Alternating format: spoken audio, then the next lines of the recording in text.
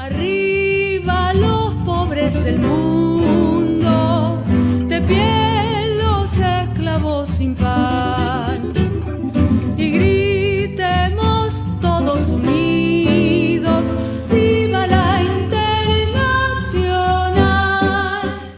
Empezar, la vez pasada vimos lo que era el fetichismo de la mercancía con Sari, y bueno, pues de alguna manera esa cuestión del desprendimiento se va a articular más adelante con lo que es el capítulo 3 del Capital, que me parece que ya es cuando empieza Marx a hablar de cosas un poquito más intensas, como el dinero, la circulación de la mercancía, pero justo esto es el paso, ¿no? Siento que es un capítulo muy corto, pero precisamente con la intención de articular el capítulo 1 con el 3 a través de lo que es el proceso de intercambio.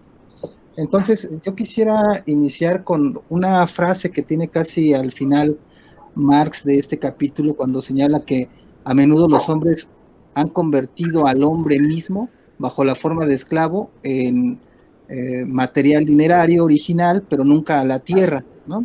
Entonces, eso me llama la atención porque de alguna manera es lo que va escudriñando Marx con diferentes formas de representar al ser humano, entre ellas a sí mismo como una mercancía, ¿no? Y una mercancía que es pues prácticamente susceptible a la dominación.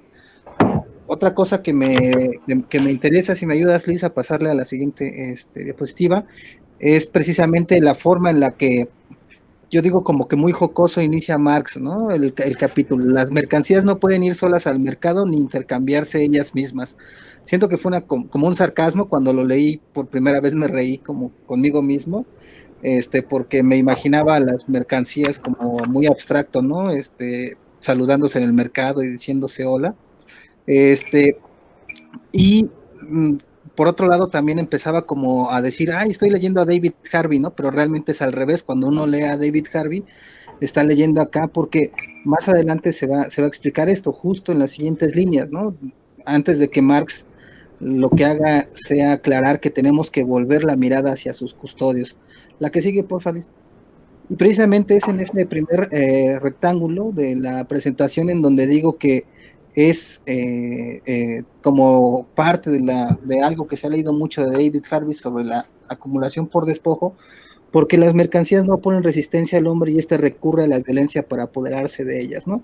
Cuando un territorio o la territorialidad que empieza desde uno mismo, vista desde diferentes enfoques, se empieza a cosificar, ¿no? Se vuelve mercancía, pues parecería ser que aquellos que tienen la potestad o de alguna manera el poder para poder hacerse de ellas, pues recurren a la violencia prácticamente para este proceso de apropiación, ¿no? Entonces, en ese sentido, leí como mucho la tesis de David Harvey.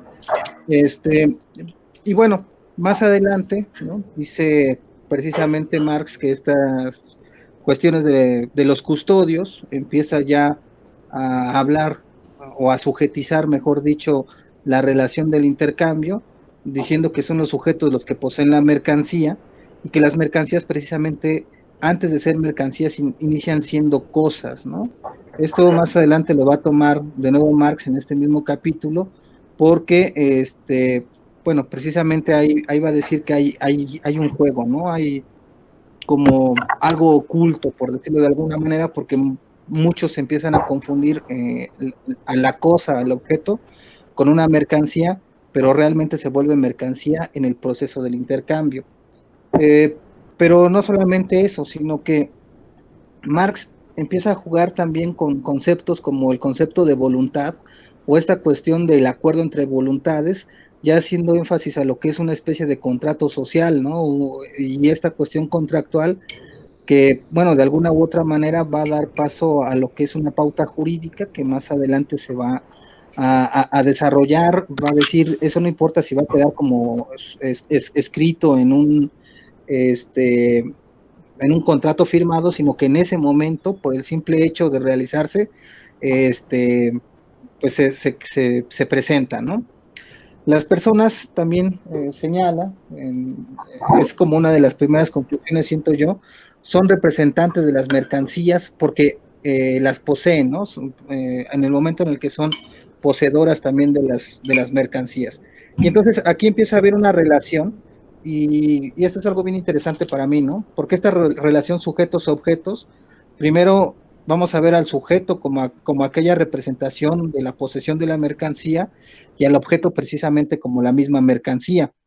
Entonces, yo comprendí que si hay una relación, como es esta relación también entre sujetos, oculta una confrontación, ¿no? Y entonces, precisamente esa confrontación que está oculta, me parece, o algo que da a entender la propia lectura, es algo que más adelante lo va a describir Marx en el mismo libro del Capital, ¿no? Esa relación sujeto-sujeto, que también es una relación de poder, ¿no? Entonces, en este contexto, vamos a ver que en el contexto capitalista, la mercancía nace para ser intercambiada, ¿no? Es decir, no es una cuestión solamente de valor de uso y me sobró, entonces lo intercambio, sino que ya empiezo a producir precisamente para el intercambio. Entonces, en ese sentido, esa cosa sin vida, ¿no? La adquiere, ¿no? Si la vida la adquiere a través de su poseedor. Algo que se me pasó hace un momento en la cuestión de las voluntades es que precisamente en el contexto de la relación económica misma hay que tener como muy consciente que el contexto puede cambiar, ¿no? A lo mejor eso nos pasa ahorita con la cuestión del COVID, que lo vimos con el papel higiénico, ¿no? Una cosa bien interesante, que el contexto cambia y el valor del papel higiénico en esta cuestión del intercambio aumenta de manera exponencial, ¿no? Entonces, hay que hacer mucho caso a esa advertencia que nos hicieron en la sesión pasada de leer también esta cuestión en diferentes contextos, ¿no? Este, y bueno, si me ayudas, no, en esta misma. Eh, de alguna manera, si existiera, también se señala en la lectura, un valor de uso, el poseedor no la llevaría al mercado, ¿no? Es decir, en tanto me sirve, en tanto la estoy utilizando, no es hasta ahora susceptible de la enajenación, ¿no? Este, ok. Y bueno, aquí, aquí se me vino una pregunta, ¿no? O una duda en general al momento de leer la obra, sobre si puede alguien convencer al poseedor de todo lo contrario. Pero se me hizo interesante porque casi luego, cuando se me vino esa duda, la responde el mismo Marx dentro del Capital, ¿no? Y dice que sí, ¿no? Sí se puede convencer al poseedor de todo lo contrario, si es que eso posee un valor de uso mayor para otros, ¿no? Entonces, los otros que ven en eso que todavía era un valor de uso para uno, un mayor valor de uso, valga el enredo, pues entonces son capaces de convertirlo en mercancía, ¿no? Y es precisamente aquí donde yo veo también otro de los orígenes del despojo, ¿no? O sea, me es para mí útil, yo lo utilizo, pero alguien ve en eso que yo poseo mayor utilidad, intenta intercambiarlo, yo digo que no, pero entonces el otro llega, me invade, me mata, y pues se apropia, ¿no? De lo que yo poseía hasta entonces. Y bueno, en este capítulo entonces es la mercancía la que posee el valor de cambio, ¿no? Entonces, muy interesante esta cita, no valores de uso para sus poseedores, valores de uso para sus no poseedores. Antes de pasar a la siguiente mm, lámina, me llama la atención que precisamente que al intercambiar por otra mercancía, o solamente, mejor dicho, se intercambia por otra mercancía solo si el valor de uso satisface al poseedor, ¿no? Si no satisface el valor de uso en el intercambio, no se lleva a cabo este hecho, ¿no? Y bueno, entonces los poseedores son de alguna manera los que para ellos no tienen valor de uso las mercancías, mientras que para los no poseedores sí tienen un valor de uso, ¿no? Ahí es donde precisamente inicia el proceso del intercambio, es un proceso social general, el intercambio es precisamente aquello que tiende a cambiar de dueño, de valor de uso también a pasar a un valor de cambio. Empieza a desdibujarse aquí algo que ya nos había enseñado Carlos en lo que es la exposición del prólogo al capital respecto a esta relación dinero-mercancía-dinero, que aquí va a ser de alguna manera como un poquito desarrollado precisamente por Marx, ¿no? Y bueno, entonces una mercancía, ¿no? Se va a realizar, esto es muy, muy interesante, solo, digamos, si primero el valor, si posee primero valor, ¿no? Antes, es que ahí me hago todavía un enredo, ¿no? Pero primero tiene valor antes que valor de uso, ¿no? Entonces, aquí es donde yo preferiría que ustedes me ayudaran, ¿no? Respecto a la comprensión precisa de esta parte de la página 105, porque primero se realiza la mercancía y luego se acredita, ¿no? Y precisamente se acredita cuando tiene valor de uso antes de realizarse como valor. Y no solamente eso, sino que para que esta cuestión del valor tenga ya de alguna manera un resultado concreto, se necesita tener en cuenta que existe el trabajo humano, ¿no? Entonces, aquí esto es algo muy interesante porque a través del trabajo humano, solo esto cuenta si se emplea de forma útil para otros, ¿no? Y aquí yo creo que es una advertencia también porque su utilidad a otros y la satisfacción de las necesidades ajenas, bueno, solamente, señala Marx, se demuestra en el intercambio, ¿no? Y aquí es algo muy importante, porque en esta advertencia de la utilidad a otros y la satisfacción de necesidades ajenas, me parece que también hay otra cosa como muy escondida, ¿no? ¿Por qué lo digo? Porque cuando se dice de necesidades ajenas, este concepto de necesidades habrá que seguirlo, yo siento como muy cercano, porque las necesidades son susceptibles a la creación, ¿no? Es decir, necesidades artificiales respecto a alguna condición de vida. Si me ayudas con la siguiente, Liz, por favor.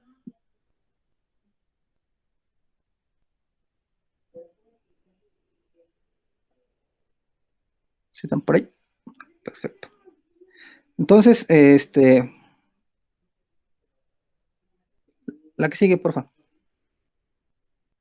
Esta cuestión del proceso de intercambio ya de alguna manera empieza a dibujar que no solamente es mercancía, sino también la existencia de una tercera, ¿no? De lo que ya es el equivalente general, y pues de alguna manera también empieza como a recordarnos que hay una fetichización alrededor de ello, y también antes de eso le da un coscorrón a Proudhon. No sé si ahí más adelante Augusto nos pueda ayudar respecto a la posición que tiene frente al anarquismo, sería interesante, y precisamente hace un señalamiento, ¿no? Respecto a la mercancía y cómo se le va generando, digamos, esta parte determinada respecto al equivalente general, cuando utiliza esta cita, ¿no? Digo, no sé leer en el idioma que la pone, pero pues prácticamente dice esto: estos tienen un mismo propósito y entregarán su poder, su autoridad a la bestia, y que ninguno pudiese comprar ni vender, sino el que tuviese la marca o el nombre de la bestia o el número de su nombre. Y esto es bien interesante porque de repente esa relación jurídica que nosotros veíamos al principio nos viene a recordar acá que el dinero solamente servía para el intercambio, pero que dejaba o que permitía ver que también el dinero se estaba convirtiendo en una mercancía, lo que más adelante va a ser el mercado de dinero, y que en específico estaba prohibido para los cristianos o para los católicos, por decirlo de alguna manera. Por eso me llamó mucho la atención esta cita, más no para los no católicos, en específico los judíos, ¿no? Entonces esto lo dejo ahí quizá para abordarlo más adelante, pero no solamente en los judíos, sino se hace también énfasis a cómo empiezan los nómadas, ¿no? A ver al equivalente general también como una mercancía, precisamente en esta aseveración o esta advertencia que decía que es más fácil esclavizar a un ser humano que a la tierra, porque los nómadas estaban precisamente como que en ese sentido, deshaciéndose de mercancías pesadas que no podían llevar con ellos, o la misma tierra que no podían llevar con ellos, pero sí podían llevar mercancías de otro tipo, ¿no? Llámese humanos, llámese dinero. Entonces, aquí hay, pues, de alguna manera, una necesidad de empezar a ver de manera como que más compleja, siento, el proceso del intercambio. La que sigue, por favor, Luis.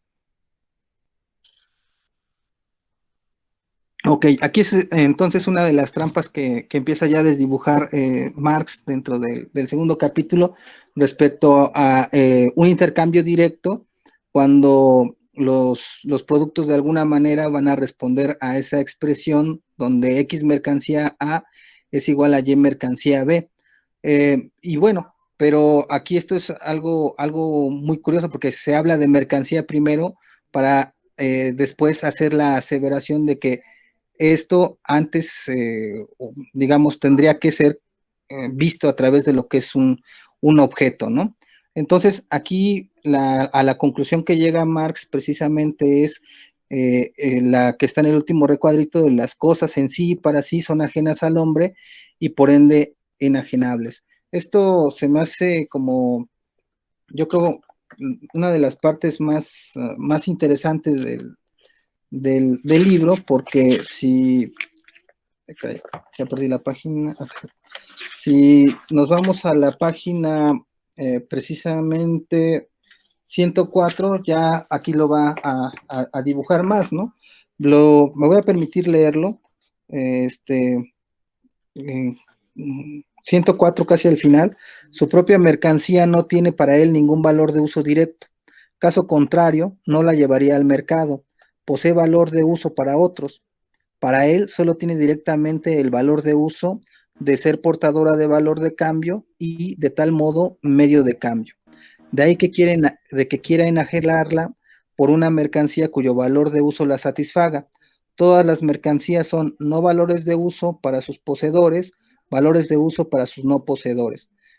Más adelante va a decir, por otra parte, tienen que acreditarse como valores de uso antes de poder realizarse como, como valores, ¿no? Entonces, aquí yo creo que son como, pues, de alguna manera, como, siento que el antecedente preciso de esta lámina respecto a algo que va a empezar a señalar Marx en la página 107 al respecto de lo que es la proporción cuantitativa del intercambio, ¿no?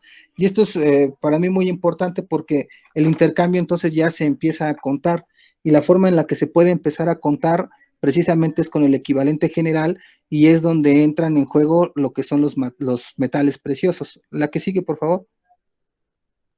Y bueno, y es aquí donde ya se desdibuja más, por decirlo de alguna manera, el proceso del intercambio, ¿no? Entonces, un intercambio de mercancías comienza donde terminan las entidades comunitarias, ya hay, digamos, más actores, está intercambiando esta parte del excedente. La proporción cuantitativa de un intercambio es completamente fortuita, la repetición constante del intercambio lo hace un proceso social regular. Muy importante es esta aseveración de verlo como un hecho social. La proporción cuantitativa según la cual se intercambia depende de la producción misma.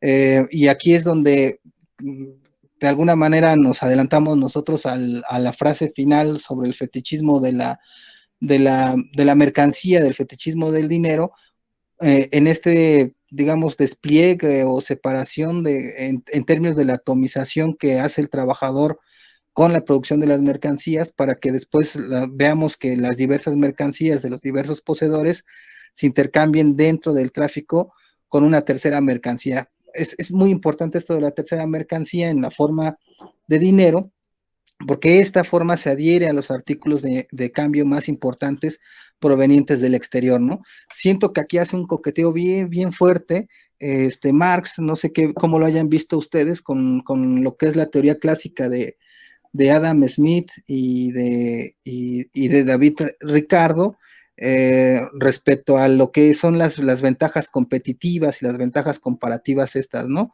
Lo dejo como pregunta, también como provocación para ver qué piensan ustedes, ¿no? La que sigue, porfa. Y bueno, en este proceso de intercambio, también siento que habrá que apuntar que, bueno, hay trabas que son locales, pero que el intercambio igual busca expandirse, ¿no? Y en el momento de su expansión se concreta en lo que es el trabajo humano y algo, esta cita me pareció importante, aunque el oro y la plata no son dinero por naturaleza, el dinero es por naturaleza oro y plata, ¿no? Y bueno, en el sentido también en el que empieza aquí la acuñación, empieza la circulación, pero también el control del mercado de dinero o el control del intercambio de dinero, ¿no? Todas las demás mercancías son equivalentes particulares del dinero y este equivalente general de las mismas. Es prácticamente, siento, lo que es la introducción al siguiente capítulo, al capítulo 3, la que sigue. Y bueno, este proceso del intercambio, ya para ir terminando la parte de la exposición, confiere a la mercancía que se transforma en dinero. Hay determinaciones sociales que precisamente del trabajo, el dinero solo puede expresar su magnitud de valor relativamente, y esto es muy importante porque de nueva cuenta aquí tendríamos que tener en cuenta los contextos. Las mercancías encuentran su propia figura de valor como cuerpo de una mercancía existente y el final, ¿no? El enigma que encierra el fetiche del dinero no es más, pues, el enigma ahora visible y deslumbrante que encierra el fetiche de la mercancía. Siento que Marx es como muy claro al decir que va a ser al dinero como tal, ¿no? Ya como cosa concreta a la cual se le va a transferir ese valor mágico en todas las relaciones de intercambio que va a explicar más adelante. Y bueno, eso sería, si no me equivoco, todo por mi parte, sí. Ahí está la fuente por si la quieren consultar.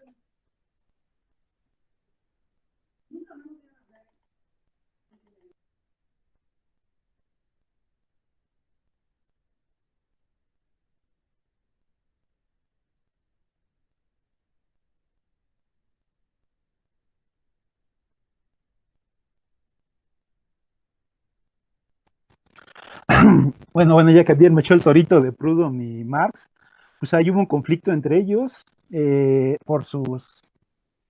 Ese tiempo ahí la teoría que se escribía, estaban ahí peleándose por el libro que sacó Proudhon de Filosofía de la Miseria, lo voy a decir a grosso modo, no voy a clavar, y ahí se empezaron a atacar, luego Marx sacó el de Miseria de la Filosofía, pero según no le caía bien lo que decía Proudhon, pero bien que se lo chingó para escribir algo sobre eso en la Sagrada Familia, que no voy a meterme en esos temas. Y pues la bronca del Prudhomme es de que lo atacaban que era metafísico, ¿no? Que había una fuerza ya que se metía en los precios, en los precios o demás cosas. Y es en sí la bronca que había. Pero sí, y eso que bien me echó la bolita, sí soy anarquista, por si no lo han visto en la imagen que tengo, pero hay diferentes tipos de anarquismo. Yo soy más una onda del Feyerabend, ya más actualizado, pero así sería, ya me salgo del tema porque este no es lo que viene acá. Una cosa muy importante que me late de lo que de la exposición de Abiel es el concepto que hay que enfocarse en lo que es la necesidad, que eso ya después lo vamos a ver ya mucho más avanzado con Agnes Heller, la discípula de este Lukács, que hace su teoría de las necesidades en Marx. A mí me encanta ese libro, antes que se pirara al posmo esta Heller, y pues hasta acá le dejo para que sigan con él.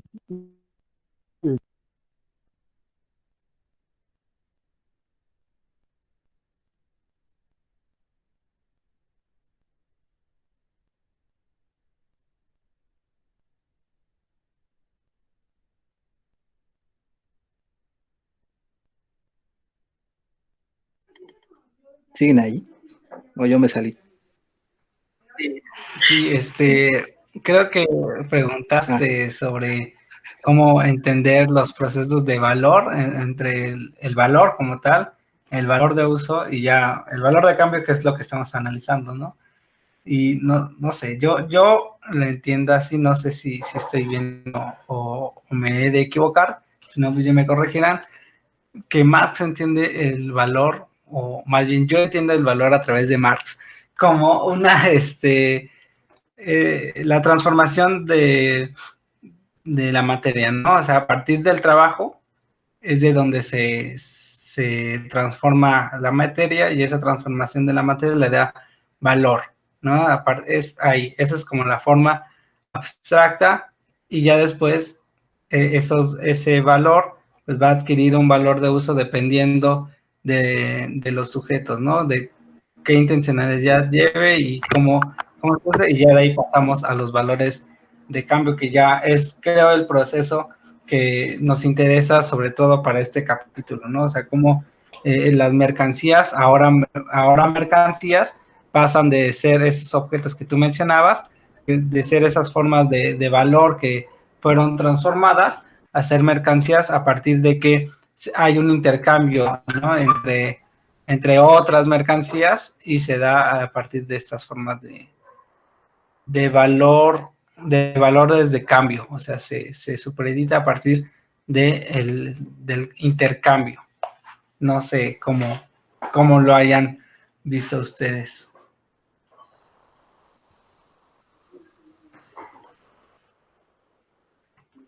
Mi conflicto mayor fue en esta cuestión de la realización de la mercancía y de la acreditación de la mercancía.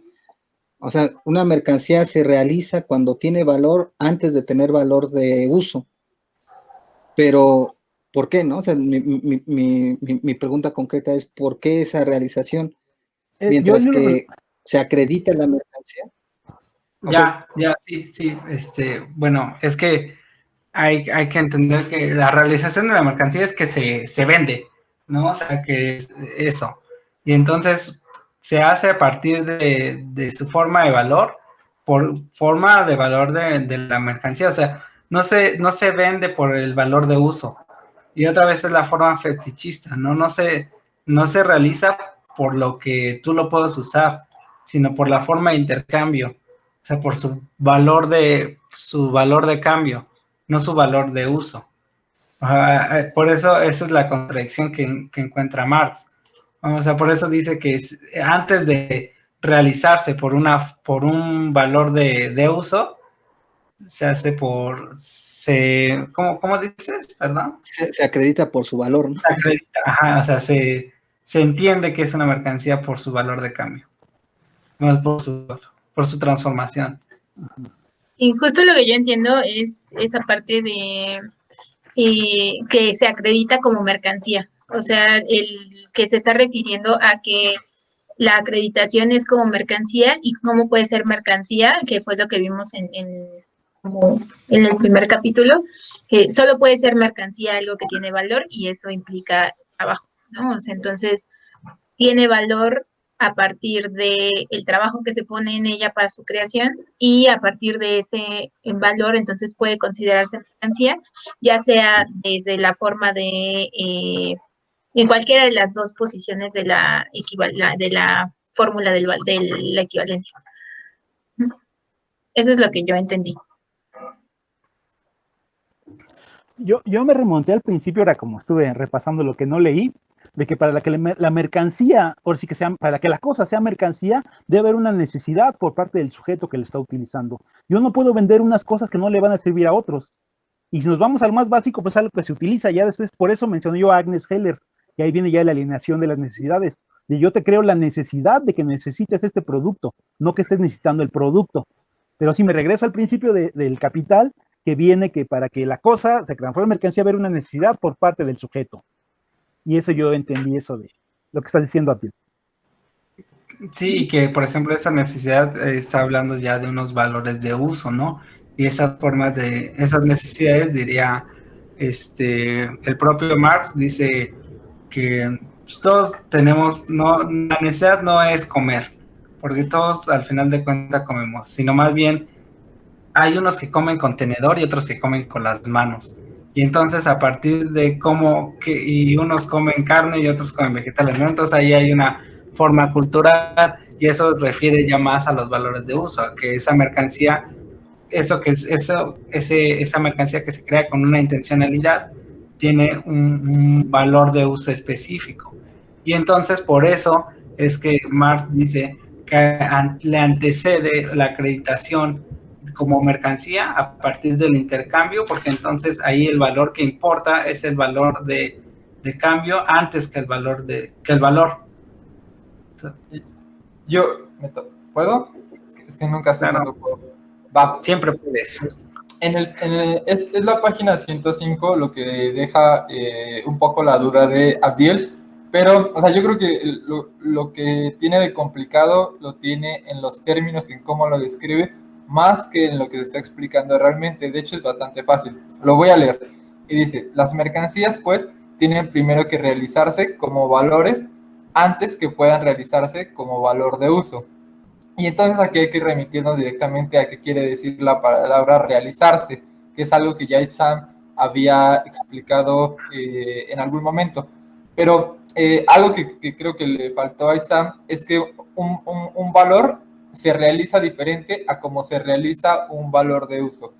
Y voy a escribir en el chat la fórmula que, o sea, todavía Marx no la ha presentado, ay Dios mío, pero la voy a escribir de una vez para poner el ejemplo e intentar explicar esta parte. Entonces la fórmula es cierto dinero se convierte en fuerza de trabajo y medios de producción. Ajá. Esto pasa un proceso productivo. Ya, bueno, se compra una mercancía, esta mercancía es la fuerza del trabajo y los medios productivos. 3 puntos, pasa un proceso productivo, mercancía prima y dinero primo. A ver, ahí la van a ver en el chat. ¿Sí? ¿Sí les aparece? Entonces, el momento de realización del valor es donde esa M' se vuelve D', porque es el momento en el que la mercancía aumentada, por así decirlo, pasa a convertirse en dinero aumentado. Entonces, aquí volviendo. Entonces, esa es la forma de realización que explicó Itzham, que es la manera en cómo se realiza el valor. Pero esa mercancía se realiza como valor de uso a través del consumo. Entonces, la cosa es que primero tiene que realizarse en este M rayita D como valor, para después quien la haya adquirido pueda consumirla y realizarla como un valor de uso. Y después, en el siguiente párrafo, vamos en el sentido inverso, que es, por otra parte, tiene que acreditarse como valor de uso antes de poder realizarse como valores. Y ahí regreso a lo que dijo Augusto, porque lo que dijo Augusto es importante, remitiéndose al capítulo 1. Esta mercancía prima tiene que tener un valor de uso para el otro. Tiene que ser, o sea, tiene que, como dice acá, tiene que acreditarse como algo necesario para la otra persona antes de que pueda ser, antes de poder realizarse como, o sea, antes de que alguien pueda comprarla. O sea, tiene que servirle a alguien antes para que esta persona pueda adquirirla. Entonces creo que esa sería como una explicación de esas dos líneas que de hecho tuve que releer varias veces porque sí decía como que esto no me está... sí me pareció como difícil en la manera en que se explicó, pero no me pareció, o sea, ya después de escribirlo un buen rato, me pareció que ahí estaba un poco la solución, adelantando un poco esta fórmula que veremos más adelante.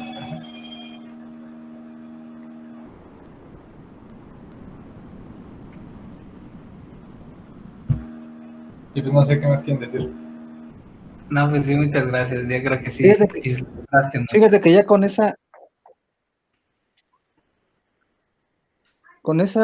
explicación de Carlos, me vino una pregunta como un poco también, no sé si fuera de lugar, pero si ustedes pueden ver el primer pie de página, la pregunta que yo tenía era cómo lo tiene traducido en ACAL Itzam. ¿Cuál? Yo ¿El primer tengo aquí el pie? pie de página 37. El primer pie de Eh, página del capítulo 2. Ajá. donde dice el siglo XII, en el siglo XII. 12. En Ajá. en el siglo XII, Ajá. famoso por su devoción, se encuentran a menudo entre estas mercancías cosas muy delicadas.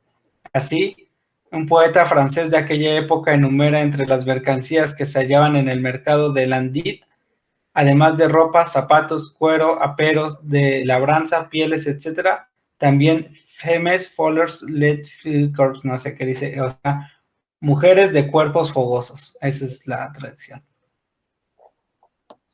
Es que de alguna manera también creo que Marx empieza ya ahí a apuntar el mercado de la prostitución, ¿no? O fue mi ¿cómo se llama? mi imaginación, y lo empecé a ver precisamente cuando habla de esta cuestión de que el hombre puede esclavizarse a sí mismo, pero no puede esclavizar a la tierra, cuando compra al otro en su totalidad, pero cuando no lo compra en su totalidad, ¿no? Al que digamos vende una parte de su cuerpo o presta, no, es que no, o alquila una parte de su cuerpo por un tiempo, precisamente convierte a su cuerpo en la mercancía, ¿no?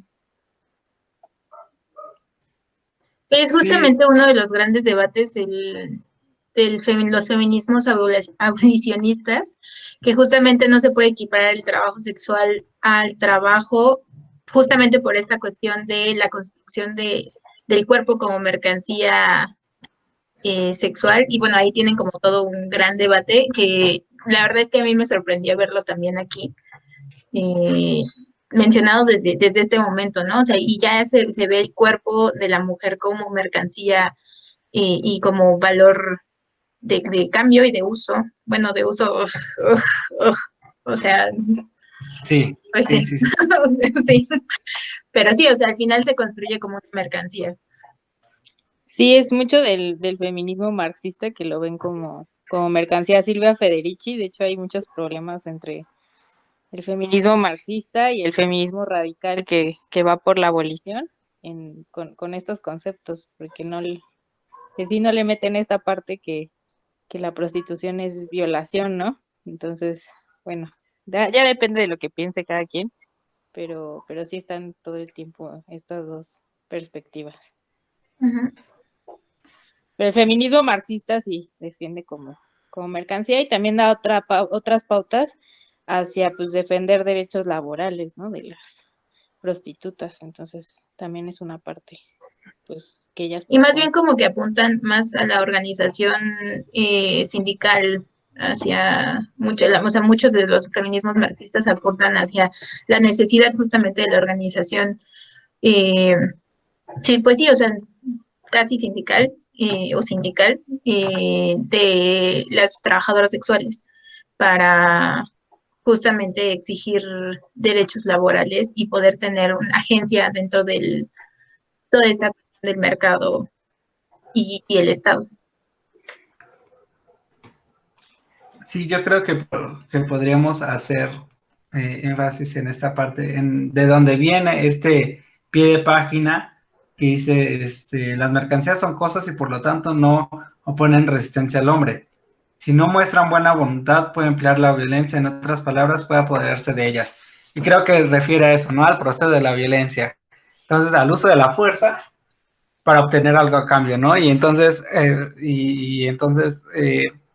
a lo que decía Eli, ¿no?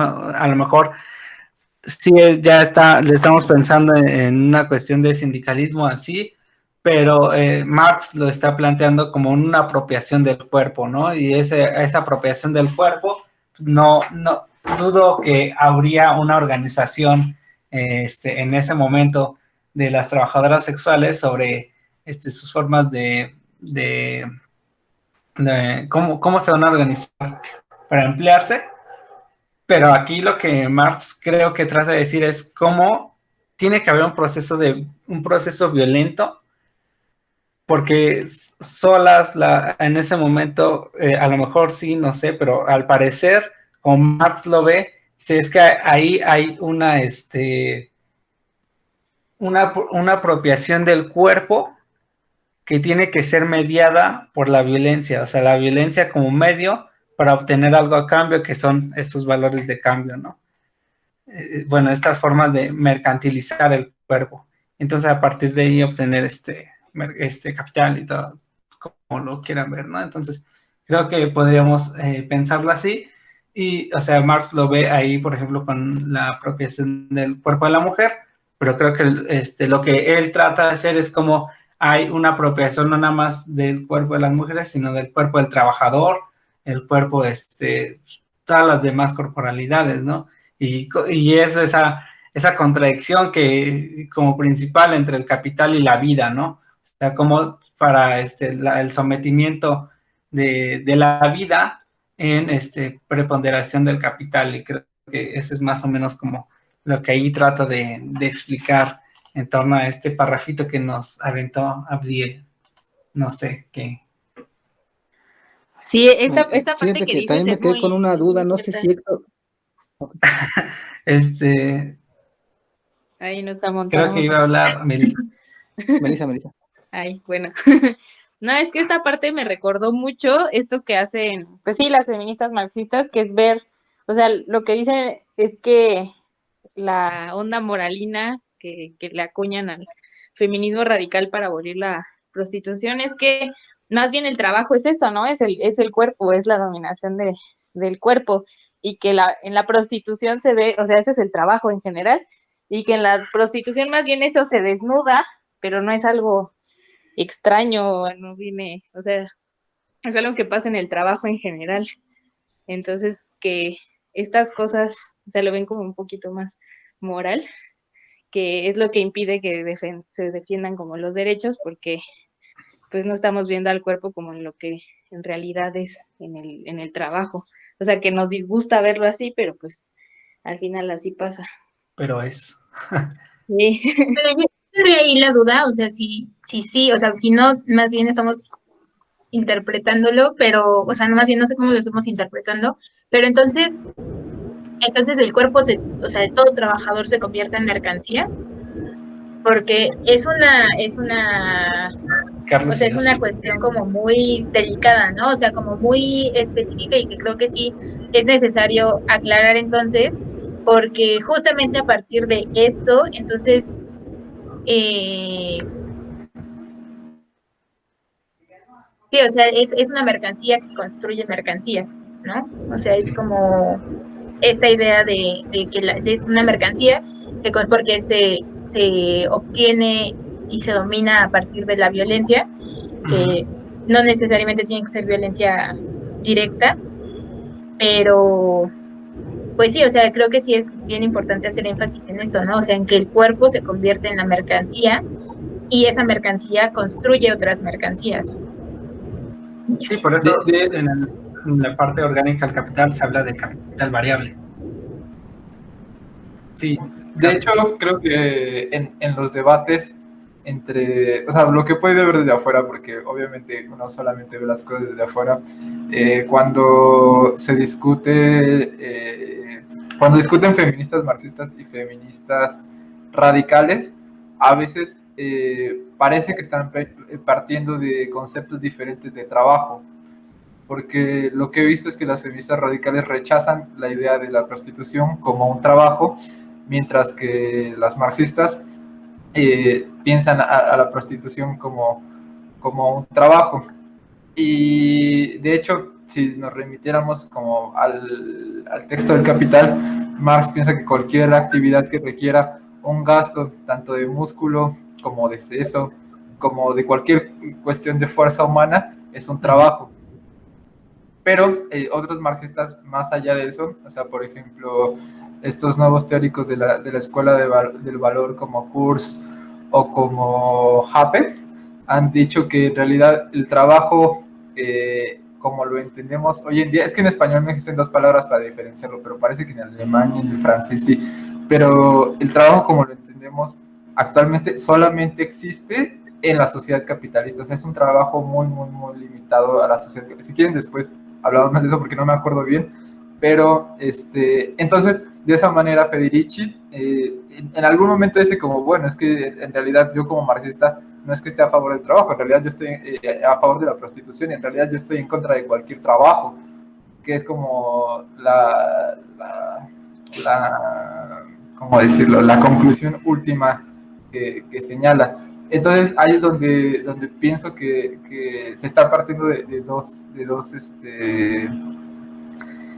concepciones diferentes de trabajo. Por eso es que supongo que no quisiera decir que no se llega a un acuerdo, pero sí se parte de dos ideas diferentes del trabajo a veces en este debate, o es lo que alcanzo a ver, no lo sé, qué pensarán ustedes. Y sí, o sea, refiriéndose a lo que decía Eli, al final todo trabajo en realidad, en el capitalismo implica pues la mercantilización del obrero. Ajá. Bueno, también pensando en esta época, ¿no? Porque en esta época ya había prostitución y ya había trabajo obrero. Habría que pensarlo también en términos modernos más adelante. No sé. Pensando en Lukács y la cosificación de la cosa cosificada. Pero después, es que tengo muchos pensamientos en mi mente, pero ya. Creo que Sam iba a decir algo, pero no me acuerdo.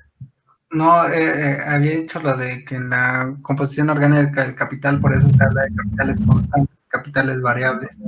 Ahí, por eso es importante entender que la fuerza de trabajo funciona como mercancía, porque es a partir de las formas asalariadas, de donde se puede extraer valor, bueno, plusvalor, y es a partir de la fuerza de trabajo a quien se le extrae valor. O sea, no se le puede extraer a la máquina, porque a la máquina hay que estarla engrasando y dándole mantenimiento, ¿no? Pero al sujeto tiene una resistencia a la precarización, entonces a partir de ahí se le puede extraer valor. Entonces yo creo que podríamos más o menos ir vislumbrando desde ahí, no sé. Y creo que Abdiel más bien era el que tenía una pregunta. O no sé, a lo mejor les tengo. Bueno, sí, no, de hecho son dos preguntas. Una así como, a ver si Héctor nos puede ayudar con la cuestión de cómo si pudo hacer algo como un análisis de la cuestión jurídica del acuerdo de voluntades, porque me parece que ahí hay algo bien interesante que marca Marx respecto a no sé, a la legalidad del intercambio o algo así lo vi.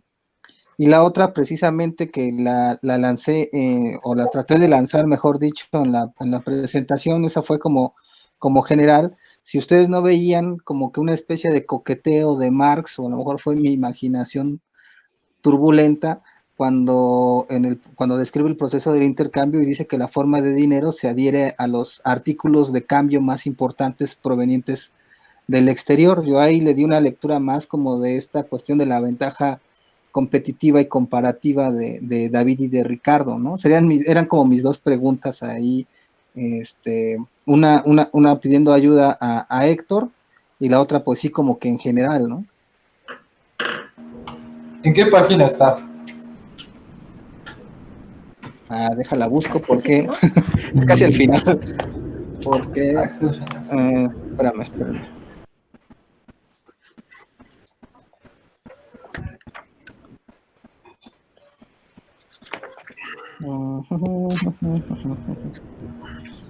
Ok. Ya voy a empezar a rayar mi capital. No quería. Si no está leído. Sí. Si no, creo que va a ser más fácil que lo busque en PDF. Pero tu primera pregunta está al principio, ¿no? Sí, la primera es prácticamente las primeras páginas, la cuestión de la voluntad. De la propiedad privada, ¿no? Yo lo que veo al respecto de la propiedad es que sigue con el pleito con Proudhon, porque Proudhon pues justo señala que la propiedad es un robo, ¿no? porque se ha considerado como un derecho natural de la ocupación, y entonces justo tengo en mis manos el libro de Proudhon, ¿no? Eso me tarda un poco. Y para el análisis de Marx necesita reconocerse que la propiedad privada es un derecho. Entonces, ahí habría que entrarle a pensar que para Marx lo está analizando bajo las condiciones materiales de una sociedad capitalista donde en realidad la propiedad privada existe, ¿no? Y funciona, y le da soporte a los intercambios.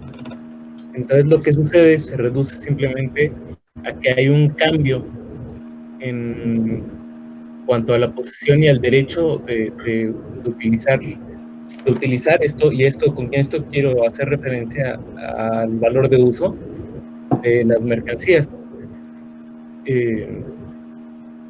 Para que pueda tener una mercancía un valor de uso en una sociedad mixta, se debe reconocer el derecho de propiedad privada.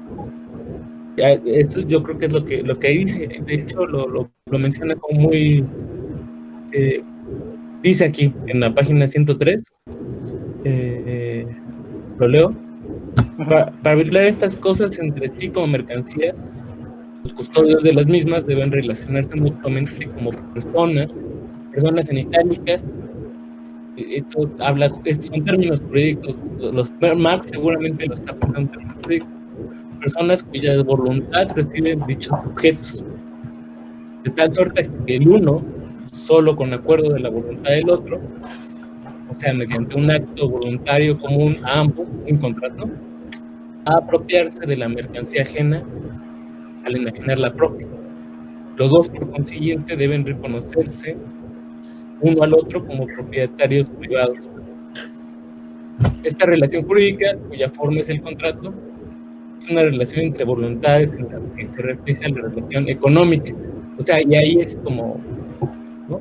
Nada más que existe dentro del contrato, dentro de la relación jurídica existe una relación económica que hace referencia al valor de uso y a las equivalencias que hay entre las mercancías que dan cabida al intercambio. No sé si respondí adecuadamente o haya más dudas.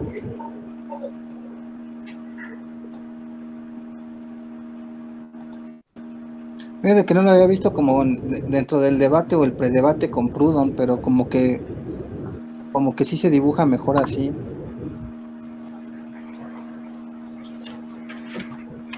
Eso es como lo que yo pensé cuando lo leí, ¿no? Igual podría yo creo que verse más profundamente.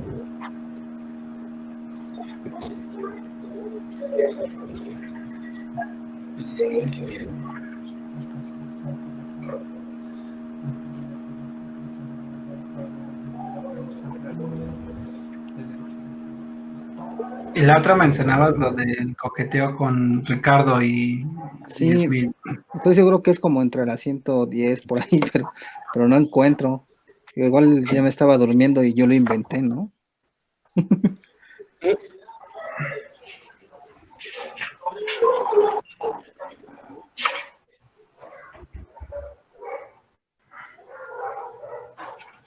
A ver, es casi al final. La forma de dinero se adhiere o a los artículos de cambio más importantes provenientes del exterior, que de hecho son las formas naturales en que se manifiesta el valor de cambio de los productos locales, o al objeto para el uso que constituye el elemento principal de la propiedad local enajenable, como por ejemplo el ganado.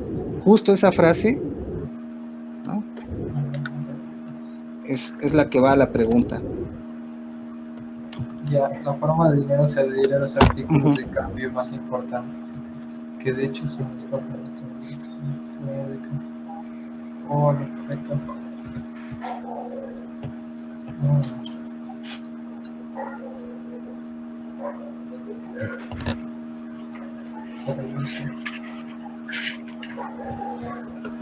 Los primeros forma de dinero.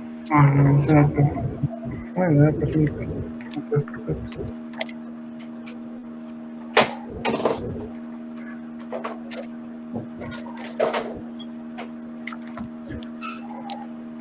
No había pensado la posibilidad de que sea un coqueteo con Ricardo o con Smith. Hasta ahorita que lo mencionas, la verdad. De hecho, yo pensé que ese párrafo en realidad era... Bueno, lo primero que me viene a la mente es un análisis histórico de cómo se desarrolló el dinero. Pero justo no lo había pensado desde esos términos. Pero ahora que lo veo así separado del capítulo, de hecho me parece hasta complicado y no sabría decir a qué se refiere. A ver, ¿lo puedes volver a leer? Es que no sé si es la misma traducción acá en la calle. Ajá, es justo cuando habla antes de los pueblos nómades o nómadas.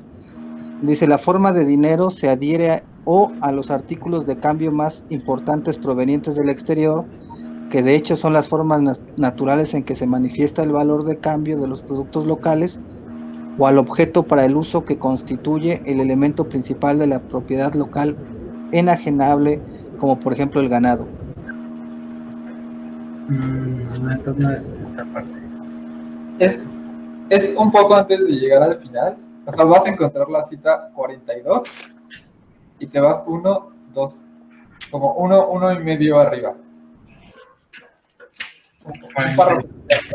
Por ahí lo vas a encontrar. O si tienes un párrafo que acabe con magnitudes de valor, el siguiente es... O sea, es que por ejemplo yo tengo una que es la forma de dinero pasa a mercancías que por naturaleza son aptas para desempeñar la función social de equivalente general a los metales nobles, en la misma proporción en que el intercambio de mercancías hace saltar sus vínculos meramente locales, y que por lo tanto el valor de las mercancías se amplía a materialización del trabajo humano en general. No, es antes, yo creo que de esa cita. Antes de esa, sí, antes de esa.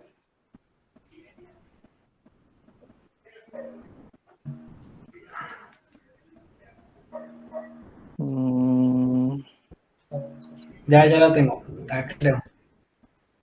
Sí, la forma de dinero se adhiera o bien a los artículos de importación más importantes, que en rigor son formas fenoménicas naturales del valor de cambio de los productos indígenas, o bien del objeto de uso que constituye el elemento principal de la posesión alienable indígena, por ejemplo, el ganado.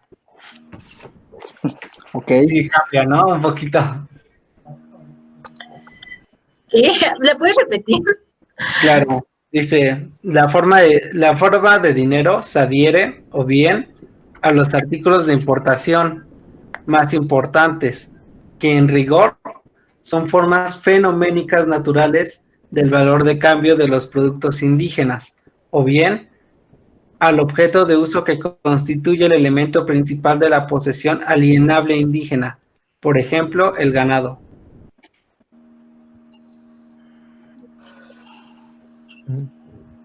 Wow. Mucho, ¿no? Uh-huh.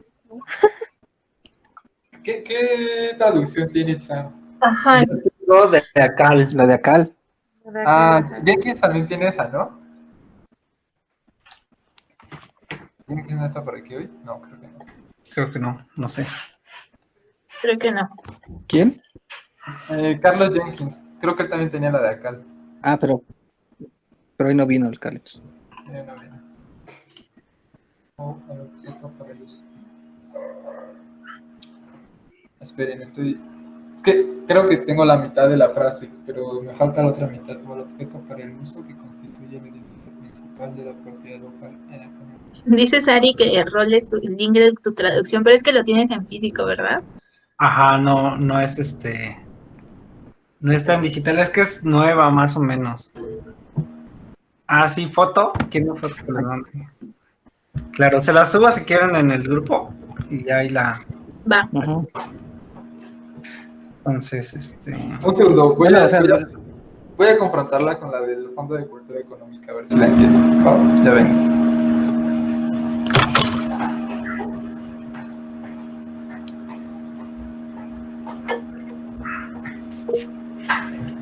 Fíjate que me confundió más acá la hora. Como que nos sacó mucho de onda.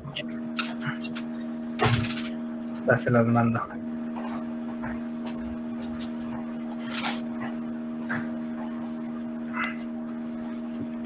Hay una propuesta, Itzam, de Brenda, ¿Qué dice Brenda? a la que nos adherimos muchos. Escanealo todo. Ah, bueno. Cómprame un escáner así como Como los el del de- seminario. el del seminario. No, el escáner es otro Ah, rollo. está buenísimo, sí. Es como una Te lámpara. rifaron. Es una lámpara que pones el libro así y lo lee. Está hermoso. Ya, creo que ya se subió, no sé. A ver, Bueno. yo Sí. encontré la del fondo. Dice, ¿Cómo la está? forma de dinero se adhiere bien a los artículos más importantes de cambio procedentes de fuera, que son en realidad otras tantas formas o manifestaciones naturales del valor de cambio de los productos de dentro, bien a aquel objeto útil que constituye el elemento fundamental de la riqueza enajenable en el interior de la comunidad, verbigracia, el ganado. ¿Ok? Sí, es que, por ejemplo, ahí hablan de dentro y fuera, o sea, y aquí en Acal hablan de mercancías indígenas, ¿cómo lo pone? De artículos, productos indígenas, o sea, los productos de dentro. Entonces, por eso se habla de ese intercambio con los productos de importación, o sea, los productos de fuera y los productos de dentro, que en Acal lo ponen como productos indígenas. Y en siglo XXI creo que es local y extranjero, ¿no? Ajá. Bueno, o sea, la cosa es que siento que ese en específico, cuando lo leo en siglo XXI, es un coqueteo con Ricardo, o con los clásicos de la economía, ¿no? O así se me figuró, por eso era mi pregunta, ¿no? Si ustedes qué habían interpretado respecto de de ese extracto.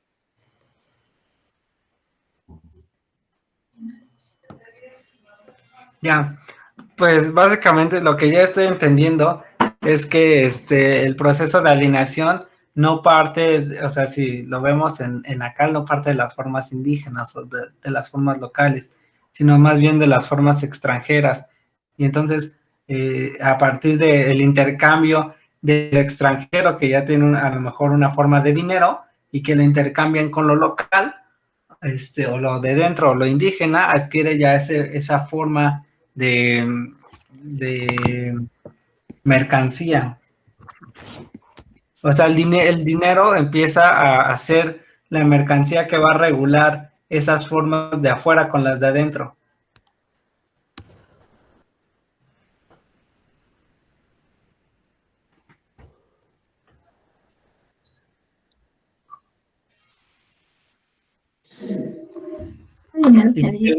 Y que lo hace a partir de los productos más importantes, dice el ganado, porque, o sea, si lo vemos en la parte indígena, el ganado, o sea, históricamente es como lo que tiene más valor de cambio, a lo mejor, ¿no? Entonces, por eso dice que lo hace de una forma natural. Esos productos que tienen, o sea, el dinero se puede hacer una equivalencia con los productos más importantes como el ganado.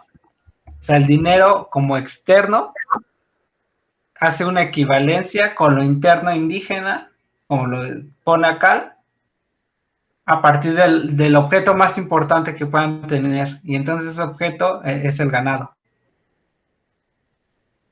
Sí, o sea, lo que entiendo es que, o sea, el dinero,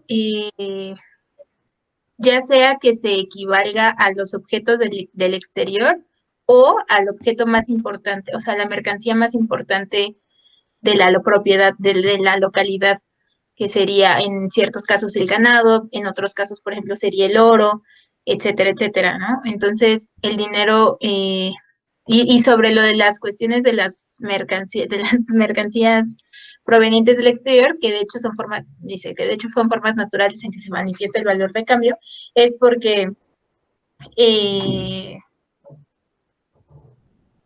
no sé cómo explicarlo. Eh,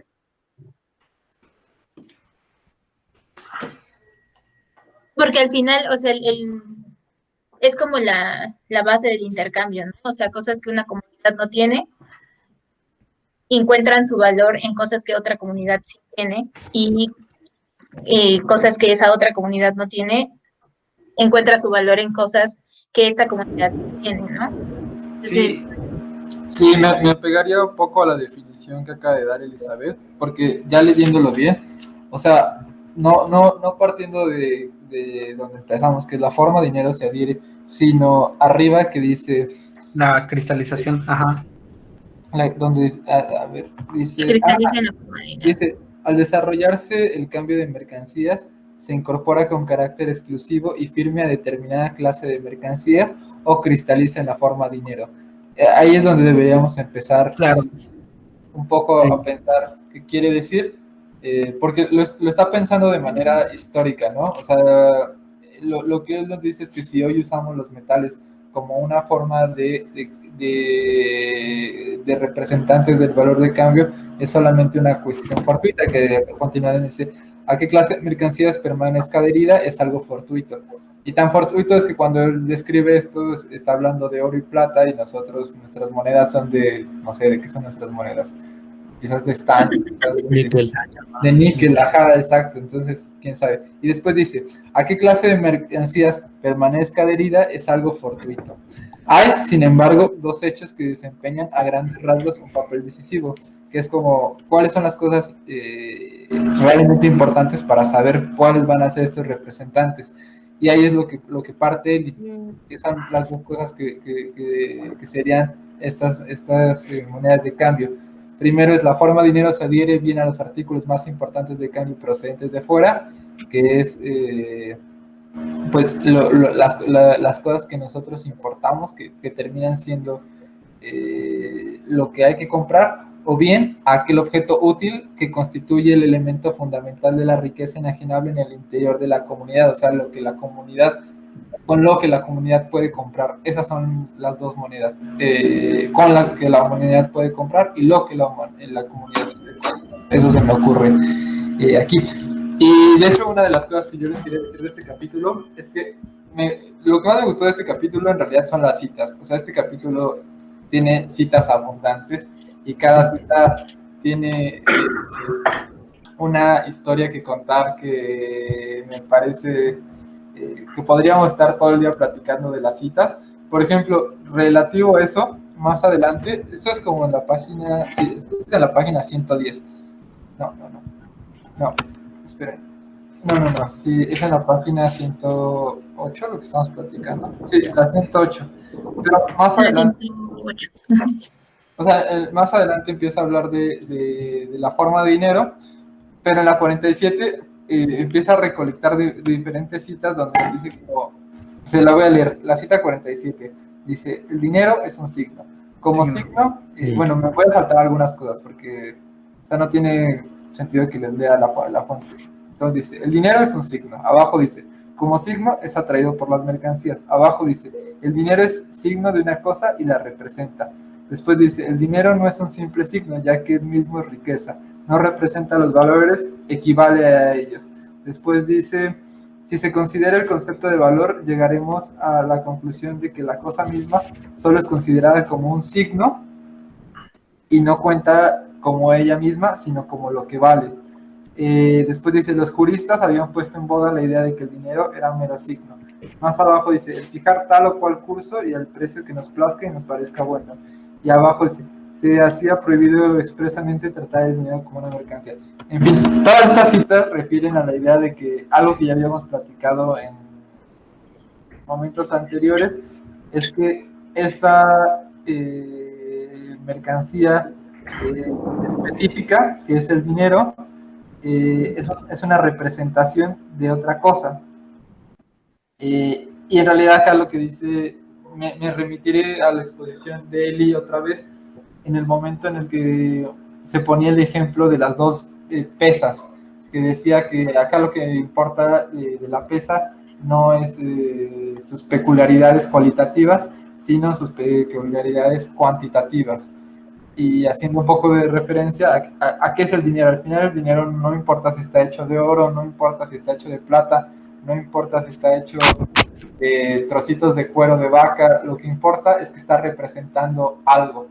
De hecho, nosotros tenemos tanto un dinero que es metálico, que representa algo, como un dinero que es papel y que también representa algo. Y me voy a regresar porque es que las citas aquí están buenísimas. Y en la 106 hay una cita que es súper buena, que está en 106, que dice, entre paréntesis dice, no, la leo desde arriba. ¿Qué número de cita es? Porque tiene el paréntesis 48, que ese no es cita de Marx, sino cita del autor, del traductor. Pero voy desde arriba y dice, la forma natural de esta mercancía se transforma por tanto en forma equivalente socialmente vigente. Esa parte es interesante porque de ahí hay varias cosas. Quiere decir que el dinero es la mercancía que es equivalente a todas, pero no solamente eso, sino que es socialmente. Eso quiere decir que es histórica. Y vigente es que está hablando del momento presente. O sea, es bastante... como pensarlo un poco en historia. O sea, no todas las sociedades cambiaban por dinero, otras cambiaban por semillas, otras cambiaban por conchas, no sé, creo que ese es un trabajo que los antropólogos conocen más. Entonces dice, es una forma equivalente, social y vigente. Su carácter de ser equivalente general se convierte a través del proceso social en función específicamente social de la mercancía apartada, o sea, cierta mercancía que tiene este carácter. Es de este modo como se convierte en dinero. Cuando nosotros pensamos en dinero, de una manera pensamos directo en estas monedas o billetes. Después viene una cita en latín, que de hecho proviene de la Biblia, y dice abajo, estos tienen un mismo propósito y entregarán su poder y su autoridad a la bestia, y que ninguno pudiese comprar ni vender sin el que tuviese la marca o el nombre de la bestia o el número de su nombre. Y esta cita me parece muy interesante porque, sobre todo, o sea, creo que los marxistas cristianos la han debatido mucho. ¿A qué se refiere esto con el número de la bestia y el símbolo? Y es interesante porque esto está extraído directamente de la Biblia, para aquellos que piensan que Marx era muy ateo. No, en realidad era un gran lector de la Biblia y era el nieto de un rabino. Y aquí algo que podemos decir es que está haciendo referencia a los símbolos, pero está haciendo referencia exclusivamente al dinero, porque él es el único que puede comprar o vender, el que tiene el símbolo de la representación. Entonces me parece que esa es una cita que nos podría poner a hablar de teología, y eso le encantaría a Elizabeth, o sí. O sea, creo que todas estas citas y gran parte del capítulo nos lleva a pensar un poco a qué es el dinero, y yo les diría como, bueno, el dinero es una representación, y es una representación que permite el intercambio, que hace que el intercambio pueda ser llevado a cabo. Y al final, ¿pero qué es lo que representa al final de cuentas? El trabajo abstracto, que es lo que es el valor en sí, ¿no? O sea, no es el trabajo abstracto. Y bueno, ahí le dejo.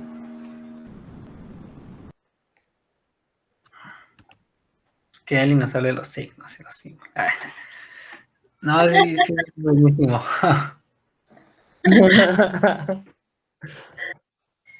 No, pues, en realidad Por sí los signos de los signos. O sea, sí, al final es muy interesante, ¿no? Porque lo que está haciendo también es una representación no solo con cualquier signo, sino con la bestia, ¿no? O sea, que es,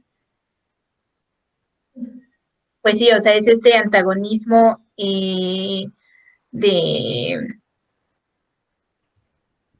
todo lo malo, pero también hay una reificación, ¿no? De la bestia dentro del cristianismo. O sea, no es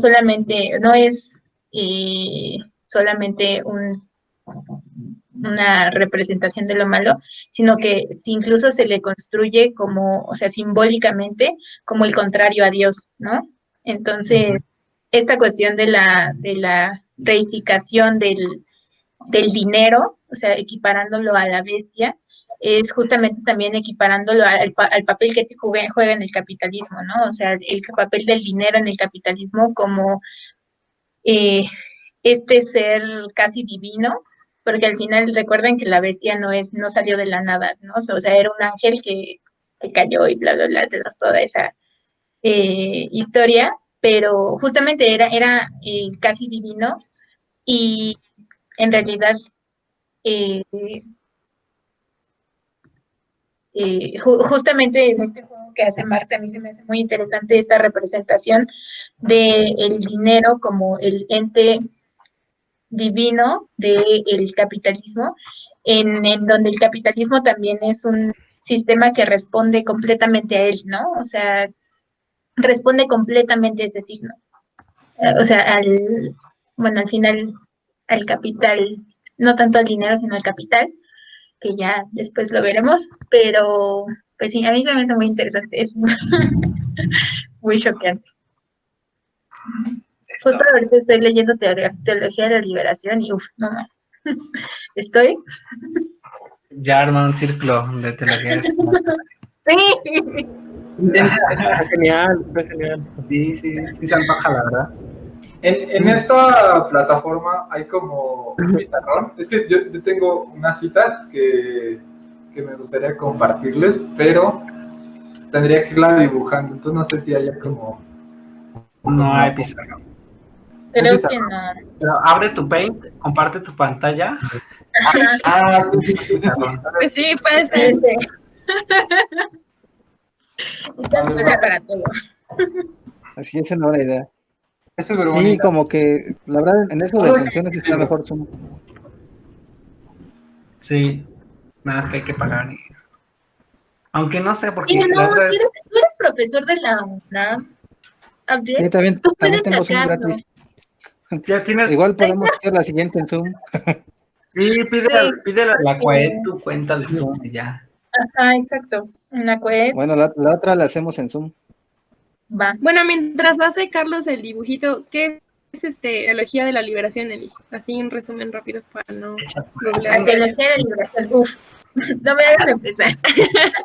Entonces, hagan de cuenta que Teología de la Liberación es un movimiento de teólogos católicos en América Latina que después de la teoría, bueno, basándose mucho en la teoría de la dependencia y haciendo mucho de esa cuestión, y del Concilio Vaticano II, en donde el Vaticano dijo que tenía, o sea, básicamente lo que hizo fue como cambiar muchas de sus políticas a hacerlas como mucho más sociales. Un grupo de teólogos latinoamericanos dijo, lo que pasa es que el problema del catolicismo es que no está respondiendo a las necesidades materiales que tienen las comunidades, en específico las comunidades latinoamericanas y del sur global. Entonces, lo que dice la teología de la liberación es que la religión católica no necesita, o sea, no puede ser, ¿cómo explicarlo? No puede ser... Lo más importante no puede ser solamente la comunicación con Dios, y porque la religión católica tiene como toda esta tradición de el ascetismo, la pobreza, etcétera, que es como lo mejor, o sea, lo ideal, porque así te puedes comunicar una relación con Dios. Y estos teólogos lo que dicen, no, es que el problema es que estamos intentando hacer una relación con Dios alrededor de como toda la construcción como de lo social, de las comunidades. Estas comunidades literalmente están muriendo de hambre, ¿no? O sea, entonces la religión lo que tiene que hacer es responder o dar respuesta a cómo esas comunidades pueden transformar su realidad, y a partir de transformar esa realidad o sea, sobre todo una de como las puntos centrales es el combate a la pobreza. Es como transformar la realidad, y no solamente eso, sino las estructuras que permiten esa realidad. Entonces, a partir de eso, entonces ya que todos o sea, toda la humanidad tenga condiciones dignas de vida, entonces sí puede haber una relación con Dios, porque al final lo que Dios o sea, lo que Dios quería en realidad era la mejora y la buena vida de la gente, ¿no? O sea, ese es como argumento, ¿no? O sea que primero tienen que ir los pobres para eliminar las estructuras que mantienen la pobreza, porque al final, pues, toda la cosmogonía cristiana debería basarse en las enseñanzas de Jesús, y Jesús dijo, ¿no? Es más fácil que pase un camello por el hoyo de una aguja que un rico entre al reino de Dios, ¿no? O sea, entonces era como, en realidad, por quien estaba luchando Jesús era por los pobres. Entonces dice, este grupo de teólogos dicen, pues nosotros lo que tenemos que hacer es luchar por los pobres. Y ya. Bueno, eso es como muy rápido, teología de la liberación. muy rápido. Sí, muchas gracias. Sería también lo que sería hacer el paraíso en la tierra, y es el Dios vivo. Yo voy a ver al Dios en el otro. No ahí.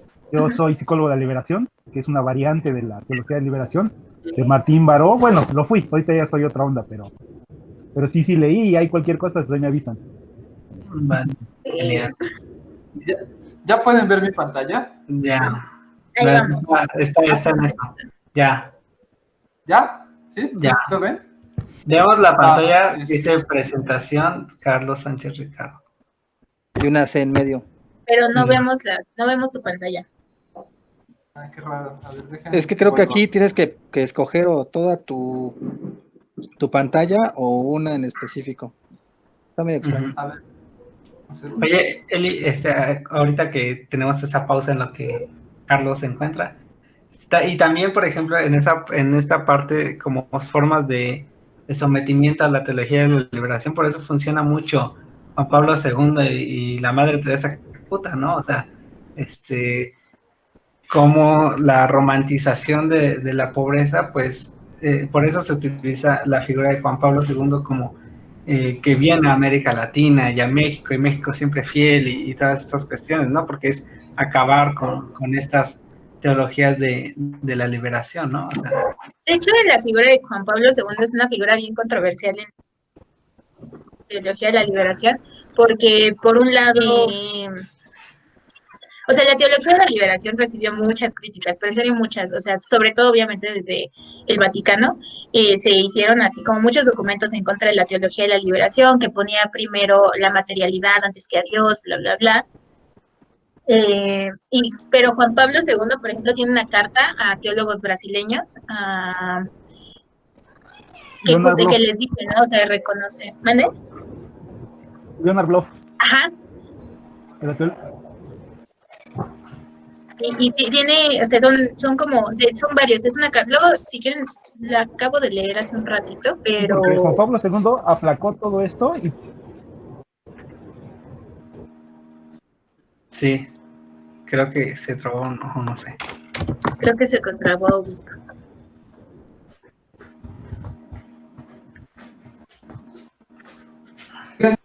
¿Ya ven mi paint o todo? Ya, ahora sí ya vemos. Creo que no, ¿verdad? Sí se ve. ¿Sí lo están viendo? Ay, Dios mío, qué belleza. Igual se trabó. Leo la cita y... Sí. Bueno, ya. Ok, entonces va ahí la cita. Dice, ahorita le digo quién es. Dice, por ejemplo, y volveremos sobre el tema posteriormente, Marx se refiere a un texto de Pablo de Tarso cuando escribe en los Grundrisse, y ahí va la cita. El dinero, en su figura de esclavo, Nechgestal, en que se manifiesta como simple medio de circulación, se vuelve improviso, soberano y Dios del mundo de las mercancías. Entonces se los dibujo acá, espero que sí lo vean. El dinero, que es siervo, pasa a transformarse en Dios. Voy a poner G de God. Ajá. Y después dice, en la circulación del dinero tiene diversas funciones, pero no su acumulación. Es un instrumento de cambio. Pero en el capital se transforma en un verdadero Dios por su poder infinito de acumulación. Lo que nunca se advierte es que Marx está refiriéndose al autor de la carta a los filipenses cuando Pablo de Tarso escribe: Él, Cristo, voy a poner aquí abajo una cruz de Cristo, a pesar de su figura divina, o sea, era God, no se aferró a su categoría de Dios, sino al contrario, se alienó a sí mismo. Y tomó la figura de esclavo. Entonces aquí lo que nos quiere decir el autor que les estoy leyendo es que Dios pasa de su figura divina a transformarse en una forma de esclavo, en una forma de siervo. En cambio, el dinero hace la función contraria, pasa de ser un medio de cambio a adquirir una forma divina, o sea, se fetichiza a sí mismo. Mientras este se alinea de Dios a siervo, este se alinea de siervo a Dios. Esto quiere decir, el dinero de esclavo se transformó en Dios. Cristo de Dios devino esclavo. La conclusión inevitable a la crítica de la teología es que el dinero es el anticristo para Marx, porque hace el movimiento contrario a Cristo. Y el autor es Dussel, que también es un teórico que se ha acercado bastante a la teología de la liberación. Entonces, creo que eso va un poco relacionado con lo que vimos en el capítulo, ya voy a dejar de compartir, espero que ya me estén viendo mi página, que es con lo que vimos en el capítulo 1, ¿no? El hecho de que este símbolo pasa a convertirse en otra cosa. Pero es un símbolo fortuito al final de cuentas, ¿no? Al final es como un poco como el becerro de oro en el Éxodo. De oro. El becerro de oro en el Éxodo de los judíos, que al final este es un Dios que los humanos construimos con nuestras manitas. O sea, no es un Dios real, sino es un Dios falso, hecho. Y con esto termina el capítulo, ¿no? O sea, al final dice: el fetichismo de las mercancías es en realidad el fetichismo del dinero. O sea, al final nosotros producimos el dinero, elegimos cuál era la cosa que iba a ser el dinero, el que iba a intercambiarse con todo, y después lo divinizamos. No sé, ahí como partiendo un poco de... Y que es algo que hemos estado viendo desde hace, o sea, desde que literalmente son casi las primeras palabras de Marx, ¿no? O sea, que el intercambio está basado siempre en una cuestión, veo a dos Abdieles, que está basado en siempre social, ¿no? O sea, las comunidades son las que deciden y el contexto histórico, o sea, está regido por un contexto histórico específico. Entonces, sí, creo que es importante recordar eso.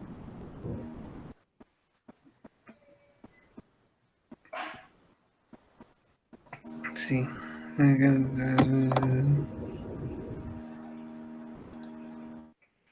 Oigan, qué oso, esto se está grabando y van a ver mi histeria de la teología de liberación.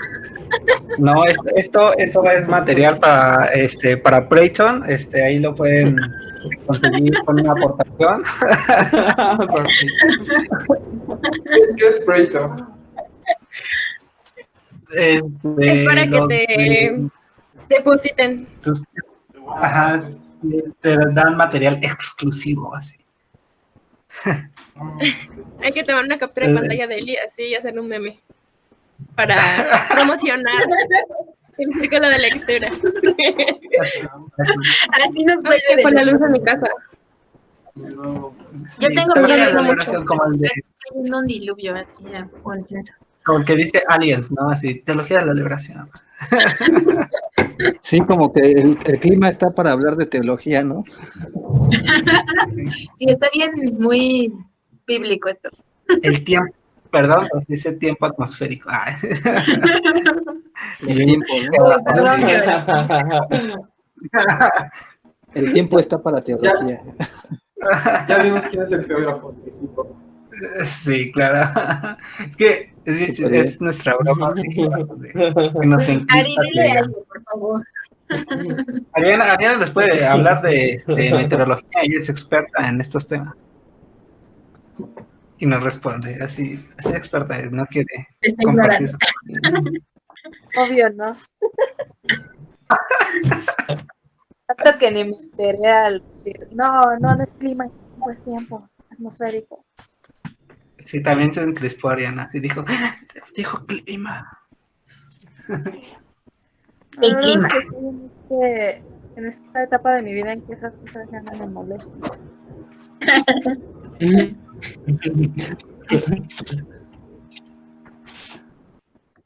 Pues, no sé si hay otra duda acá. Esa fue una forma diplomática de decir he madurado. Sí,